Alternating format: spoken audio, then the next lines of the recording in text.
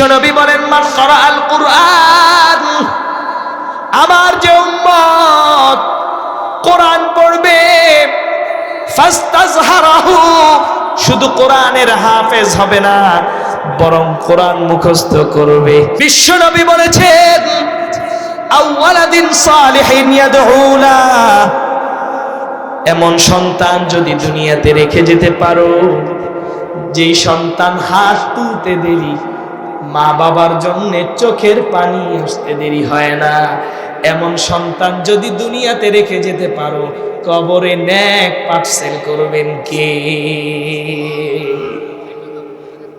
আহা, আল্লাহর বান্দা দুনিয়াতে সন্তানের জন্য এত টেনশন করেন, সব সম্পত্তি সন্তানের নামে দিয়া দেন, কিন্তু কবরে যাওয়ার পরে সন্তান আপনার জন্য দোয়া করবে কি করবে না, এতটুকু নিশ্চয়তা যদি দুনিয়া থেকে সন্তান থেকে না নিতে পারেন, তাহলে এই সন্তান জন্ম দেওয়া, সন্তান লালন পালন করাই ব্যর্থতা। জোরে বলেন ঠিক না বেঠিক? এই জন্য প্রিয় ভাইরা আমার, বন্ধুরা আমার, আপনাদের হাতে ধরি পায়ে ধরি স্কুলের শিক্ষা ব্যবস্থাকে ধ্বংস করে দেওয়া হয়েছে। এই শিক্ষা ব্যবস্থা জানি না কবে নাগাদ ঠিক হবে। এখানে অনেক মুরব্বী চাচারা আছেন, বড় বড় আলেমরা আছে। আগে স্কুলের মধ্যে কোরআন শিক্ষা ছিল, আগে স্কুলের মধ্যে শেখানো হইতো জাতির পিতা ইব্রাহিম, আর এখন স্কুলের মধ্যে শেখানো হয় জাতির পিতা শেখ মুজিব। ঠিক না বেঠিক? এই জোরে কোন, জাতির পিতা ইব্রাহিম না শেখ মুজিব? এই জোরে আওয়াজ দিয়ে বলেন। জাতির পিতা ইব্রাহিম, কোন শেখ মুজিব জাতির পিতা নয়। জিন্দেগিতেও আর জাতির পিতা বাংলাদেশে আসবে না। কথা বলেন ঠিক কিনা? ঠিক কিনা? এই বাবা মা তোমার জন্য এত কষ্ট করলো, আর তুমি স্কুল কলেজে পড়ছো, পড়ার পর বাবা মাকে ভুলে গেছো, বাবা মাকে কবর দিয়া দিছো, তো বাবা মা শেষ। অথচ একটা মাদ্রাসার ছাত্রর দিকে তাকায় দেখেন, একটা মাদ্রাসার ছাত্র 10,000 12,000 টাকা কামায়, কিন্তু জীবনে কোনোদিন টেলিভিশনে দেখি নাই 10,000 টাকা 12,000 টাকা কামানোর পরেও বাবা মাকে বৃদ্ধাশ্রমে রেখে এসেছে। কথা বলেন ঠিক কিনা? অথচ প্রতি বছর নিউজ হয়। আমি কয়েকবার বৃদ্ধাশ্রমে গিয়েছি মানুষদেরকে একটু দান করার জন্য। ওই বৃদ্ধাশ্রমে যাওয়ার পর আমি আমার চোখের পানি ধরে রাখতে পারি নাই। একজনকে জিজ্ঞাসা করলাম, ভাই আপনার সন্তান কি করে? আল্লাহর বান্দা চোখের পানি ছেড়ে দিয়া বলে, আমার সন্তান বড় ডাক্তার। আরেকজন বুড়িমাকে জিজ্ঞাসা করলাম, বুড়িমা তোমার চেহারায় তো বলে তোমার ফ্যামিলি স্ট্যাটাস অনেক ভালো, তোমার কাপড় চোপড়ে বলে তোমার ফ্যামিলি স্ট্যাটাস ভালো, তুমি কেন বৃদ্ধাশ্রমে আসলে? বুড়িমা জবাব দেয়, আমার সন্তান বড় ইঞ্জিনিয়ার, তার বউ বড় ইঞ্জিনিয়ার। এখন সন্তান আমাকে বলে, আম্মা তুমি অসুস্থ মানুষ, খালি কাশাকাশি করো, ভালো লাগে না, বৃদ্ধাশ্রমে চলে যাও, যত টাকা লাগে আমি সব দিব। নাউজুবিল্লাহ পড়ে। আহা, এই যে সন্তানের জন্য মা বাবা এত কষ্ট করলো, রাত্রে ঘুমায় নাই, সন্তান খাবে, সন্তান কখন বিছানায় পেশাব করে দিবে, ঠান্ডা লাগবে, এই ভয়ে বাবা মা রাত্রে ঘুমায় নাই। আর ওই বাবা মাকে ডাক্তার ইঞ্জিনিয়ার, সন্তানেরা বৃদ্ধাশ্রমে নিয়ে রেখে আসে। অথচ কোন আলেমের বাবা মা বড় ভাইকে বৃদ্ধাশ্রমে পেলাম না।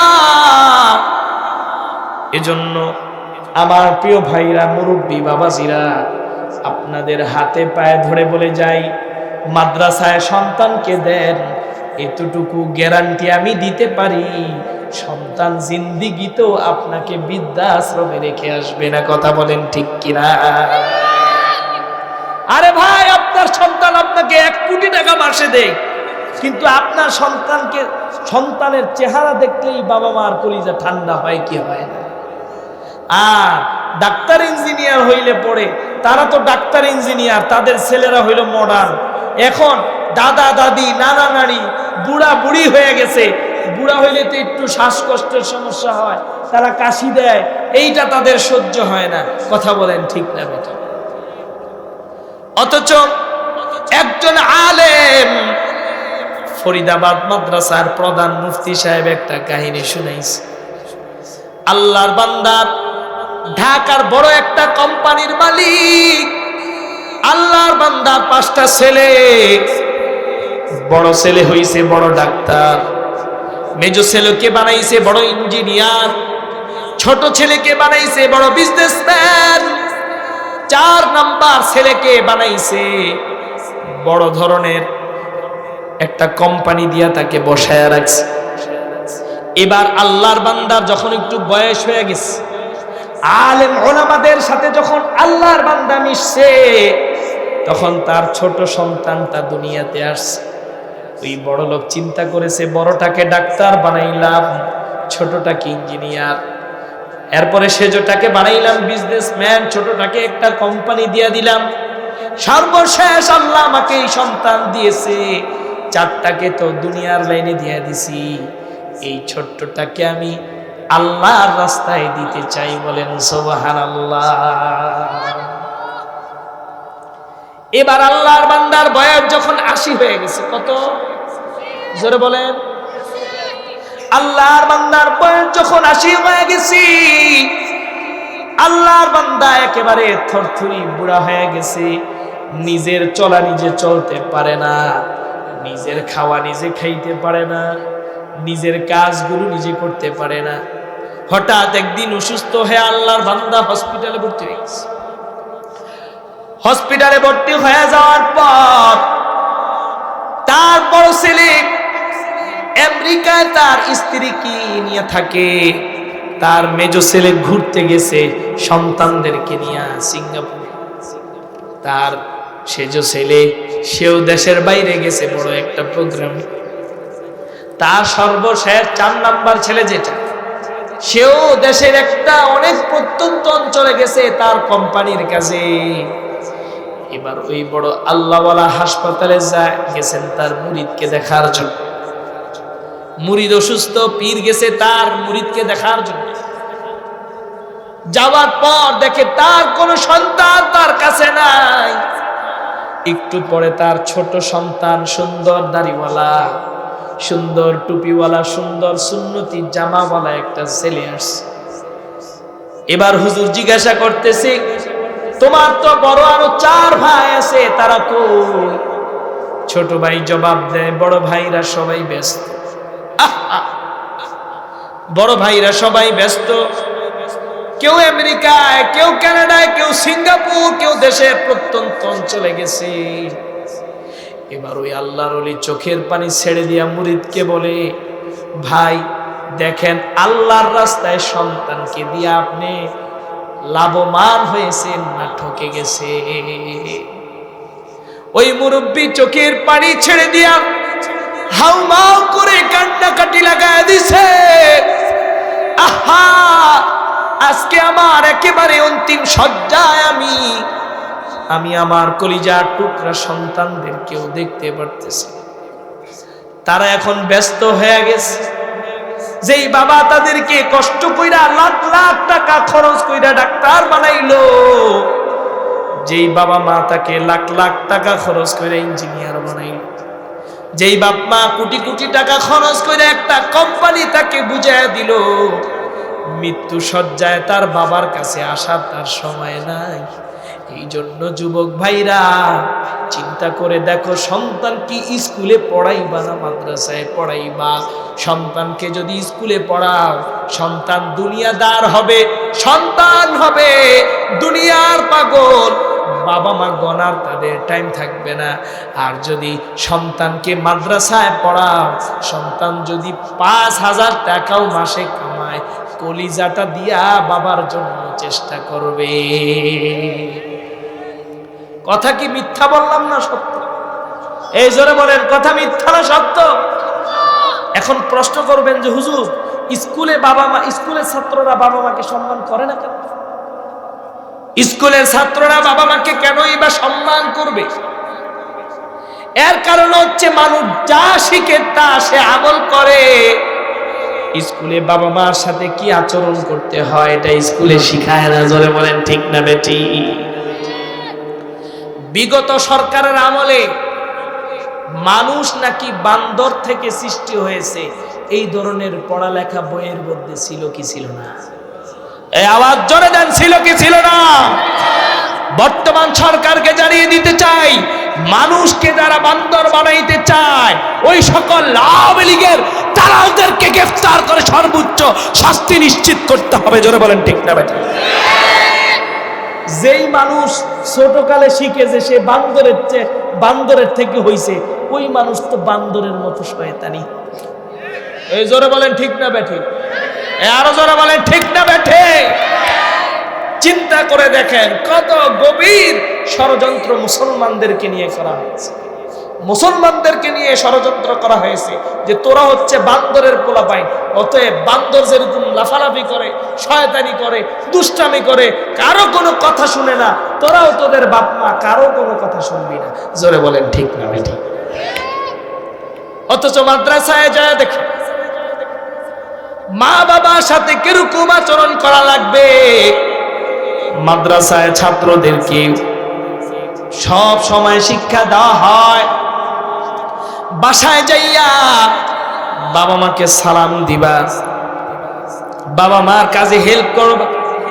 এই জন্য দেখবেন অনেক মাদ্রাসার ছাত্র আছে বাসায় গিয়া মার সাথে পেঁয়াজ কাটা শুরু করে। জোরে বলেন ঠিক না বেটি? স্কুলের ছাত্ররা খালি কোয়েন আব্বু আমার পেঁয়াজটা কাটটা দে, ধাম করে ফেলেট ধরে আমাদের মাথার ভিতরে, ঠিক না বেটি? অথচ মাদ্রাসার ছাত্রকে মার বলা লাগে না। মাদ্রাসার ছাত্র বাসায় গিয়া মার সাথে সুন্দর করে থালি বাসন মাঝে, ঠিক না বেটি? আমি আমার কথাই বলি মিয়া, আমি বিরিয়ানি যত ধরনের রান্না বান্না আছে আলহামদুলিল্লাহ সবগুলা পারি। কবেন হুজুর আপনি কি বাবুর্চি নাকি? আরে আমি বাবুর্চি না, ছোটকালে মায়ের সাথে হেল্প করতে করতে শিখেছি। প্রত্যেকটা মাদ্রাসার ছেলেরা এরকম, তারা তাদের পিতামাতার কষ্ট বুঝে, বৃদ্ধকালে তাদের পিতামাতাকে তারা কষ্ট দেয় না, বরং তারা জান প্রাণ দিয়ে পিতামাতাকে ভালো রাখার চেষ্টা করে। কথা বলেন ঠিক না বেঠিক? আরে বহু বড় লোকের সন্তান আছে যাদের দিকে তাকাইলে বুঝবেন যে তারা অনেক টাকার মালিক, কিন্তু বাবা মার সাথে এরকম আচরণ করে মনে হয় বাবা হচ্ছে তার ঘরের কাজের লোক। জোরে বলেন ঠিক না বেঠিক?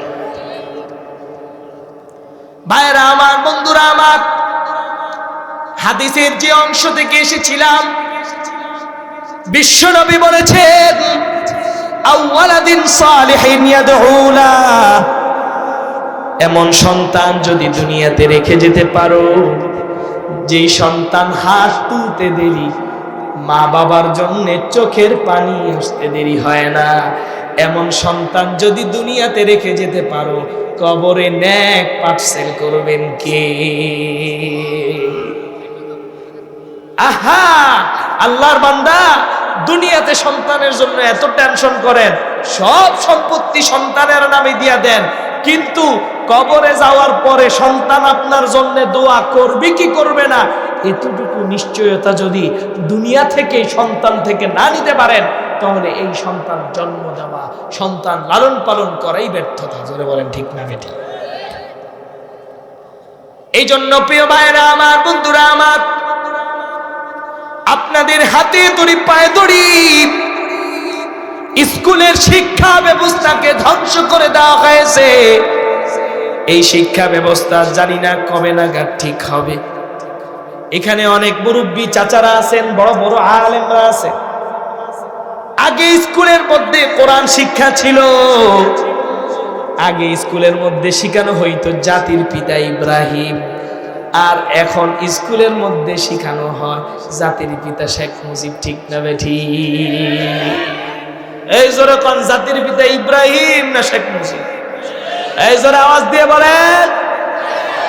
জাতির পিতা ইব্রাহিম, কোন শেখ মুজিব জাতির পিতা নয়। জিন্দেগিতেও আর জাতির পিতা বাংলাদেশে আসবে না। কথা বলেন ঠিক কিনা? ওলামায়ে কেরাম নিষেধ করেছিল যে এই মূর্তি কিন্তু বানায়ও না, আল্লামা মামুনুল হক নিষেধ করেছিল মূর্তি বানায়ও না। কুলাঙ্গার হাসিনা তাকে জেলখানার প্রকোষ্ঠে তাকে বন্দী করেছিল।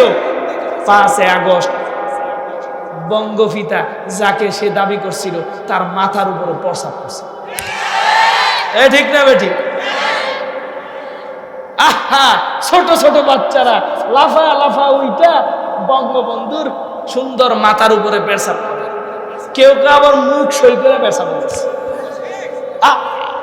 আলেমুল আমার কথা মজা লাগে না? তো এরকম অপমান আর লাঞ্ছনাই তোমাদের কপালে আছে। জোরে বলেন ঠিক না বেঠিক? ভাইরা আমার, বন্ধুরা আমার, এই জন্য আপনাদেরকে বলছি আপনাদের সন্তানকে মাদ্রাসায় দেন। কেন বলতেছি মাদ্রাসায় দেন? কারণ বুড়াকালে যদি সন্তান থেকে ভালো আচরণ চান, বুড়াকালে যদি সন্তান থেকে সুন্দর একটা আচরণ চান, বাবা মার সাথে সন্তানের যেরকম আচরণ করা দরকার এরকম আচরণ যদি চান, তাহলে সন্তানকে স্কুলে দিবেন না মাদ্রাসায় দিবেন। ঐশী নামে এক কুলাঙ্গার ছিল, মেয়ে, সে তার পিতা ছিল একজন পুলিশ অফিসার। তার পিতায় মদের টাকা না দেওয়ার কারণে পিতা মাতা মা বাবা দুইজনকে জবাই করে দিছে। ওই মেয়ে কি মহিলা মাদ্রাসার ছাত্রী ছিল না স্কুলের ছাত্রী ছিল? আওয়াজ দিয়ে বলেন কোথার কোন জায়গার ছাত্রী ছিল? বহু ঘটনা পাওয়া যায়, সন্তানকে বাবার টাকা না দিলে সন্তান বাবা মাকে মাইরা ফেলায়, বাবা মাকে পিটায়। বলেন তো দেখি, বাবা খাওয়ার জন্য, নেশা খাওয়ার জন্যে, মদ খাওয়ার জন্যে, জুয়া খেলার জন্যে, অবৈধ সম্পর্কের মধ্যে টাকা খরচ করার জন্যে বাসার ভিতরে বিভিন্ন ধরনের সমস্যা করে, মাদ্রাসার ছাত্র না স্কুলের ছাত্র? এই জোরে আওয়াজ দিয়ে বলে। এজন্য ভাইরা আমার, বন্ধুরা আমার, স্কুলের শিক্ষা ব্যবস্থাকে আমি সরকারকে জানাতে চাই, আলেম ওলামাদেরকে নিয়ে বসেন, তাদেরকে ডাকেন, সুন্দর ইসলামী শিক্ষা ব্যবস্থা কায়েম করেন। অন্যথায় বাংলাদেশের এই জাতি আস্তে আস্তে ধ্বংস হয়ে যাবে। কথা বলেন ঠিক না বেঠিক? এই জাতিকে ধ্বংস করার জন্যে ফ্যাসিস্ট হাসিনা গভীর ষড়যন্ত্র করেছে। এই জাতি থেকে সব ধরনের পরীক্ষা উঠে দিয়েছে। জোরে বলেন ঠিক না বেঠিক? জোরে বলেন ঠিক না বেঠিক? 5এও পরীক্ষা নাই, 8এও পরীক্ষা নাই, তাহলে ফলাফল পর্বটা কি? 5এ পরীক্ষা আছে, 8এ পরীক্ষা আছে। আচ্ছা ভাই, আপনাদের কাছে একটা প্রশ্ন, পরীক্ষা না থাকলে কোনো পড়াশোনা আছে? হ্যাঁ, জোরে বলেন পড়াশোনা আছে। আহা, ছেলে পেলেরা তো একটু পরীক্ষা থাকলে পড়ে, পরীক্ষাগুলো উঠায় দিছে, আর অটো পাস তো আছেই। জোরে বলেন ঠিক না বেঠিক? এই জন্য প্রিয় ভাইরা আমার, বন্ধুরা আমার, আমার আলোচ্য বিষয় ছিল যে আলেম ওলামাদের সম্মান কেমন, আলেম ওলামাদের মর্যাদার কথা আল্লাহ কোরআনে বলেছেন, ইন্নাল উলামা ওয়ারাসাতুল আম্বিয়া, বিশ্বনবী হাদিসের মধ্যে বলেছেন। জোরে বলেন ঠিক না বেঠিক? জোরে বলেন ঠিক না বেঠিক? ভাইরা আমার, বন্ধুরা আমার, এই জন্য আপনার সন্তানকে যখন আপনি মাদ্রাসায় পড়াবেন, আপনার আখিরাতটা সহজ হয়ে যাবে। বিশ্বনবী হাদিসের মধ্যে বলেন, মান ক্বারাআল কুরআন ফাস্তাযহারাহু ফাআহাল্লা হালালাহু ওয়া হাররামা হারামাহু আদখালাহুল্লাহুল জান্নাহ ওয়া শাফাআহু ফি আশারাতিন মিন আহলি বাইতিহি কুল্লুহুম ক্বাদ ওয়াজাবাত লাহুন নার। বিশ্বনবী বলেন, মান ক্বারাআল কুরআন, আমার যে উম্মত কোরআন পড়বে, ফাস্তাযহারাহু, শুধু কোরআনের হাফেজ হবে না, বরং কোরআন মুখস্থ করবে। কোরআনের ভিতরে আল্লাহ তাআলা মদ খাওয়া হালাল করেছেন না হারাম? জোরে বলেন, জোরে বলেন। ইন্নামা হাররামা আলাইকুমুল মাইতাতা ওয়াদ-দামা ওয়া লাহমাল খিনজির ওয়া মা উহিল্লা লিগাইরিল্লাহি বিহি, হুররিমাত আলাইকুমুল মাইতাতা ওয়াদ-দামা ওয়া লাহমাল খিনজির। কোরআন শরীফের মধ্যে আল্লাহ মদ, জুয়া, শুকুরের গোশত, এগুলো আল্লাহ তাআলা সরাসরি কোরআনের মধ্যে হারাম করে দিয়েছেন। কথা বলেন ঠিক না বেঠিক? আল্লাহর বান্দা কোরআনের হাফেজ হবে, তারপরে কোরআন যেই জিনিসগুলোকে হারাম করেছেন সেগুলোকে হারাম জানবে। জোরে বলেন সুদ খাওয়া হালাল না হারাম? জোরে বলেন সুদ খাওয়া হালাল না হারাম? যারা সুদ খায় তারা হালাল কাজ করে না হারাম কাজ করে? প্রফেসর ইউনুস সাহেবের নামে একটা অপবাদ নাকি জানি না, সে নাকি সুদখোর। যাই হোক, আমরা চাই সে সুদ মুক্ত জীবন যাপন করুক। কথা বলেন ঠিক না বেঠিক? কারণ সুদকে আল্লাহ তাআলা ওয়া আহাল্লাল্লাহুল বায়' ওয়া হাররামার রিবা, আল্লাহ তাআলা ব্যবসাকে হালাল করেছেন না হারাম করেছেন? জোরে বলেন হালাল না হারাম? ব্যবসা করা হচ্ছে হালাল, উত্তম রিজিকের মাধ্যম হচ্ছে ব্যবসা। ভাই দোকানদারি করো, বড় ব্যবসা দাও, কোনো সমস্যা নাই, ব্যবসা করে তুমি অনেক লাভ করো, এতেও কোনো আপত্তি নাই, তবে সিন্ডিকেট করা যাবে না। এই জোরে আওয়াজ দিয়ে বলেন মুসলমান, সিন্ডিকেট করা যাবে? আমি সাফ জানিয়ে দিতে চাই, বিগত ফ্যাসিস্ট সরকারের আমলে ডিমের হালি খেয়েছিলাম মাত্র 40 টাকায়, কিন্তু অন্তর্বর্তীকালীন সরকারের আমলে ডিমের হালি 60 টাকা কেন হলো? জোরে বলেন ঠিক না বেঠিক? মুরগির গোশত খেয়েছিলাম বিগত হাসিনার আমলে 150 টাকা করে, সেই মুরগির গোশত 200 টাকা করেছে সিন্ডিকেটের দলেরা। জোরে বলেন ঠিক না বেঠিক? অতএব সকল ধরনের ব্যবসায়ী নামক সিন্ডিকেটের যে সকল লোকেরা রয়েছে, তোমাদেরকে সাফ জানিয়ে দিতে চাই, সিন্ডিকেট বাংলাদেশের মানুষ হাসিনার মতো জগৎ বিখ্যাত ফেরাউনকে তারা বাংলাদেশ থেকে ভারতে পালাতে বাধ্য করেছে, তোমাদের মতো সিন্ডিকেটওয়ালা লোকদেরকেও বাংলাদেশ ছাড়া করতে সময় লাগবে না। এই যারা বলেন ঠিক না ঠিক? অতএব আপনারা খুব সোচ্চার থাকবেন।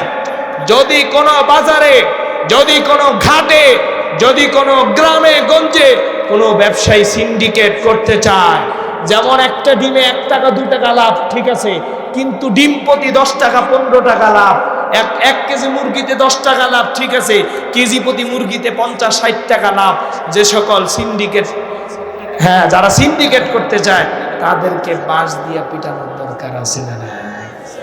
এই যারা বলেন পিটানোর দরকার আছে না নাই? অতএব জনগণ হুঁশিয়ার থাকবেন। বাংলাদেশ যেভাবে বিগত দিনে হাসিনা সরকারকে আমরা সোচ্চার থেকে আবু সাঈদের মতো শহীদরা বুক চিতিয়ে দিয়েছে, তেমনি ভাবে আজীবন কিয়ামত পর্যন্ত বাংলাদেশের যুবকরা বুক চিতিয়ে বুলেটের সামনে দাঁড়াবে, তত বাংলাদেশের মাটিতে কোন ধরনের অবৈধ ফ্যাসিস্ট সিন্ডিকেট মাথা গোজার ঠাঁই দেওয়া হবে না। জোরে বলেন ঠিক না ঠিক? সিন্ডিকেটের দিন শেষ। বাংলাদেশে এখন জনগণের শান্তি যেভাবে হবে, বাংলাদেশে অদূর ভবিষ্যতে যারা সরকারে আসবে তাদের 1 নম্বর শর্ত হচ্ছে দেশকে ইসলামের হুকুম অনুযায়ী চালাতে হবে। জোরে বলেন ঠিক না বেঠিক? বিগত দিনে ওয়াজ মাহফিল করলে পারমিশন লাগতো, এখনো শুনছি পূজার কারণে বিভিন্ন মাহফিল বন্ধ করে দেয়। বলেন বাংলাদেশ মুসলমানদের দেশ না হিন্দুদের দেশ? বাংলাদেশ মুসলমানের দেশ, হিন্দুদের দেশ, সবার দেশ, সবাই মিলে আমরা বসবাস করি, তবে বাংলাদেশের লোকজন বেশি মুসলমান না হিন্দু? জোরে বলেন, জোরে বলেন। এই দেশে ওয়াজ মাহফিল করতে কেন পূজার সময় অনুমতি দেওয়া লাগে? পূজার অনুষ্ঠানে কোনো মুসলমান হামলা করে নাই, কিন্তু আমরা গত কয়েকদিন আগে দেখতে পেয়েছি চট্টগ্রামে উগ্রবাদী জঙ্গি সংগঠন ইসকনের হিন্দুরা মুসলমানদের উপর আক্রমণ করেছে। সাফ জানিয়ে দিতে চাই, শেখ হাসিনার ফ্যাসিস্ট সরকার যদি হিন্দুদের উপর গায়বর করে বাংলার জমিনে আবার অরাজকতা সৃষ্টি করতে চায়, বাংলার তাওহীদি মুসলিম জনতা তা রুখে দিবে। কথা বলেন ঠিক না বেঠিক? এই জন্য হাসিনা বাংলাদেশ থেকে চলে গেছে, কিন্তু আবার হিন্দুদের উপর ভর করে বাংলাদেশে আবার সমস্যা চালাইতে চায়।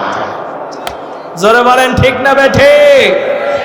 আমরা দেখেছি যখন হাসিনা সরকারের পতন হয়েছে তখন বাংলাদেশের আলেম ওলামারা ছোট্ট ছোট্ট মাদ্রাসার ছাত্ররা মন্দির পাহারা দিয়েছে। জোরে বলেন ঠিক না ঠিক? অথচ কোনো হিন্দু কোনোদিন কোনো মসজিদ পাহারা দেয় নাই, অথচ কোনো হিন্দু কোনোদিন কোনো মাহফিল পাহারা দেয় নাই। আমরা তাদেরকে ভাই জানি, আমাদের দেশি মানুষ, আমাদের বাংলাদেশি হিসাবে তাদেরকে আমরা ভাই মনে করি। এজন্য তাদের জানমাল রক্ষার জন্যে আমরা সেই ফ্যাসিস্ট সরকারের পরে যখন বিভিন্ন লুটপাট শুরু হয়ে গেছে, মাদ্রাসার ছাত্ররা সেই সময় মন্দির পাহারা দিয়েছে। কিন্তু ইসকন নামক এই জঙ্গি সংগঠন যারা চট্টগ্রামে আমার মুসলমান ভাইদের উপর হামলা করেছে, আমরা বলে দিতে চাই বাংলাদেশে আর কোনোদিন বাবার নাম দাদার নাম বেচ্চা খাওয়া যাবে না। এই জোরে আওয়াজ দিয়ে বলেন ঠিক না ঠিক? অদূর ভবিষ্যতে কিয়ামত পর্যন্ত বাংলাদেশ ইনশাআল্লাহ জনগণ যেইভাবে চাবে, বাংলাদেশ ইসলাম মোতাবেক জনগণের চাহিদা মতো বাংলাদেশকে চালাতে হবে। যে সরকারই আসুক না কেন, জনগণকে দমন করে যদি কেউ ক্ষমতায় থাকতে চায়, বাংলাদেশের জনগণ তাদেরকে ভারত, শুধু ভারতে না পৃথিবীর কোনো দেশে যেন তারা পালাতে না পারে সেই ব্যবস্থা বাংলার জনগণ করবে। জোরে আওয়াজ দিয়ে বলেন ঠিক না ঠিক? প্রিয় ভাইয়েরা আমার, বন্ধুরা আমার, এই জন্য আমরা বলতে চাই যে ইসলাম ধর্ম হচ্ছে শান্তির ধর্ম। ইন্নাদ-দীনা ইনদাল্লাহিল ইসলাম। এখন আপনারা আমার সাথে বলবেন যে পৃথিবীতে 1000 নয়, 2000 নয়, প্রায় 7-8 হাজার ধর্ম আছে, তবে আল্লাহর কাছে এই সমস্ত ধর্ম টর্মর কোনো দাম আছে? এই জোরে কথা বলতে হবে মুসলমান, দাম আছে না। আল্লাহর কাছে এই ধরনের কোন ধর্ম টর্মর দাম নাই। আল্লাহ তাআলা কোরআনে সূরা আলে ইমরানের মধ্যে স্পষ্ট জানিয়ে দিয়েছেন, ইন্নাদ-দীনা ইনদাল্লাহিল ইসলাম। পৃথিবীতে একমাত্র সত্য ধর্মের নাম কি মুসলমান? জোরে আওয়াজ দিয়ে বলো, জোরে আওয়াজ দাও, কোন ধর্ম হচ্ছে পৃথিবীতে সত্য ধর্ম? পৃথিবীতে একমাত্র সঠিক ধর্মের নাম হচ্ছে ইসলাম। অতএব ইসকনের ভাইরা, আপনারা বাংলার জমিনে হাসিনার মদত পুষ্ট হইয়া শুনলাম গতকালকে নাকি হাসিনার বাহিনী নাকি গুলিস্তান দখলে নিব। আমার ছাত্র ভাইরা সেইখানে, এই যে আমাদের আজকের প্রধান মেহমান মাওলানা রফিকুল ইসলাম মাদানীও দেখলাম সমন্বয়কদের সাথে গিয়া সেই গুলিস্তান 0 পয়েন্টে অবস্থান নিয়েছে। হাসিনার দালালেরা গুলিস্তানে আসার সাহস পায় না। এই ধরে বলেন ঠিক না ঠিক? অতএব আজকের ময়মনসিংহ থেকে জানিয়ে দিতে চাই, ময়মনসিংহ হচ্ছে হাফেজ আলেমদের ঘাঁটি। ময়মনসিংহে বড় বড় আলেম ছিল। এই ময়মনসিংহের মাটি থেকেই আজকে জানিয়ে দিতে চাই, বিগত দিনে যারা জনগণের ঘাড়ের উপর চাপ দিয়ে জনগণের কণ্ঠকে রোধ করে যারা 16 বছর জুলুমের স্টেম রুলার চালিয়েছে, তাদেরকে স্পষ্ট জানিয়ে দিতে চাই, যদি আবার পুনরায় বাংলাদেশে অরাজকতা, সন্ত্রাস, আগুন সন্ত্রাস, জনগণের মধ্যে আতঙ্ক সৃষ্টি করার কোন ধরনের প্ল্যান পরিকল্পনা করে থাকো, তাহলে বলে দিতে চাই সাবধান হয়ে যাও। এই জোরে আওয়াজ দিয়ে বলেন, সাবধান হবে কি হবে না? যদি সাবধান না হও তাহলে কি হবে? তাহলে আর কিছু হবে না। শেখ হাসিনা যদি বাংলাদেশে আসে, সে নাকি চট করে ঢুকে পড়বে। হ্যাঁ, সে নাকি খুব কাছাকাছি আছে। জোরে বলেন, সে নাকি খুব কাছাকাছি আছে।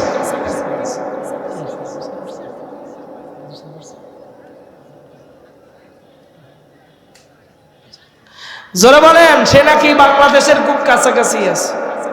আচ্ছা, ভালো কথা, বাংলাদেশে যদি একবার ঢুকে তার একটা চুল খুঁজে পাওয়া যাবে নি? এই জোরে বলেন, তার চুল খুঁজে পাওয়া যাবে? অতএব আমি শেখ হাসিনা না, বিগত ফ্যাসিস্ট সরকারে কাউয়া কাদের সহ যারা জনগণের কণ্ঠকে রোধ করেছ, জনগণের উপর জুলুমের স্টিম রুলার চালিয়েছ, তাদেরকে বলতে চাই, আসো ময়মনসিংহের এই ময়দানে আসো। বাংলার মানুষ তোমাদেরকে ছাড় দিবে না, দিবে না। এই জন্য সামনে যারা ক্ষমতায় আসতে চান, জনগণের সেবা করতে চান, তারাও খুব হুঁশিয়ার, সাবধান হয়ে যান। আমরা আলেম সমাজ, আমরা ধর্মপ্রাণ মুসল্লিরা জাগ্রত আছি। আমরা হযরতে ওমরের সেনানী, হযরতে ওমরের প্রজারা যেরকম হযরতে ওমরকে জিজ্ঞাসা করছে পাঞ্জাবি বানাইলেন কেমনে? আমরা পাঞ্জাবি বানাইতে পারলাম না, আপনি পাঞ্জাবি বানাইলেন কেমনে? আমরাও হযরতে ওমরের মতো প্রজা হব।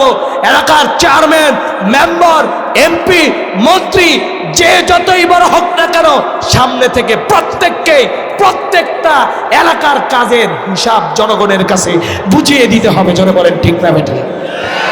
খাটের নিচে তেল সাবান চুরি কইরা ভইরা রাখার দিন শেষ।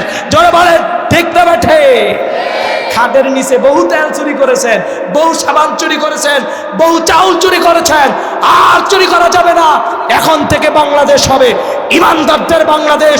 এখন থেকে বাংলাদেশ হবে ধর্মপ্রাণ মুসলমানদের বাংলাদেশ, যে বাংলাদেশের মধ্যে কোনো উগ্রবাদী হিন্দু বাংলার জমিনে অরাজকতা সৃষ্টি করতে পারবে না। জোরে বলেন ঠিক না বেঠিক?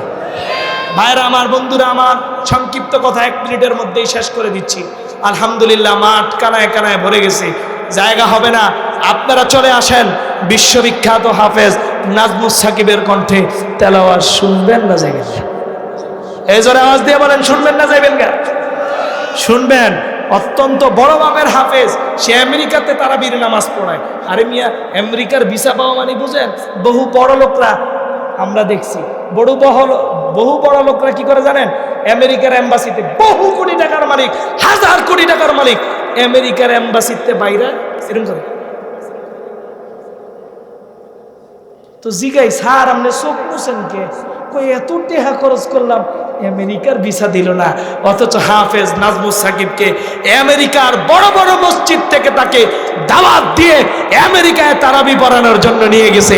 এইটা বাংলাদেশের জন্য সম্মানের কি সম্মানের না? এই জোরে বলেন, সম্মানের কি সম্মানের না? এই জন্য বিশ্বজয়ী হাফেজ নাজমুস সাকিব এসে পড়েছেন। একজন হুজুর বড় আলেম বয়ান করবেন, তারপরে হাফেজ নাজমুস সাকিব তেলাওয়াত শোনাবেন, তারপরে তো রফিকুল ইসলাম মাদানী আসেই কিভাবে বাতিলদেরকে